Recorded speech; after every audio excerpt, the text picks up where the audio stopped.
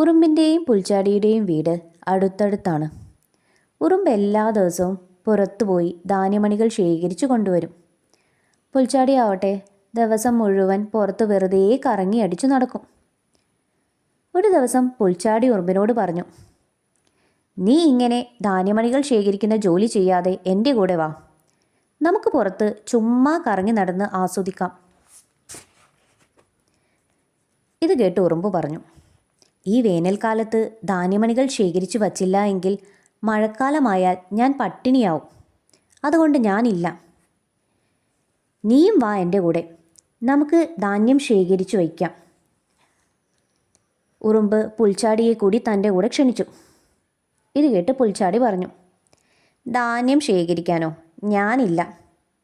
എനിക്ക് വെറുതെ ചുറ്റിക്കറങ്ങി നടക്കാനാണ് ഇഷ്ടം. മഴക്കാലത്തെ കാര്യം അപ്പോഴല്ലേ, അതപ്പോൾ നോക്കാം. ഇതും പറഞ്ഞ് പുൽച്ചാടി ചാടി ചാടിപ്പോയി. അങ്ങനെ മഴക്കാലം വന്നു.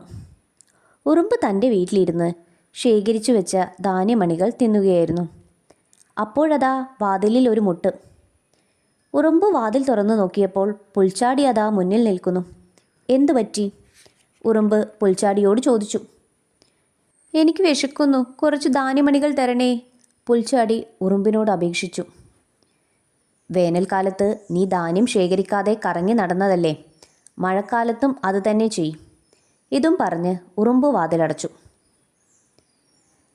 വേനൽക്കാലത്തെ തൻ്റെ മടി കാരണമാണല്ലോ ഇങ്ങനെ വന്നത് എന്നോർത്ത് പുൽച്ചാടി വിശന്ന് തളർന്ന് തൻ്റെ കൂട്ടിലേക്ക് പതുക്കെ ചാടി ചാടിപ്പോയി.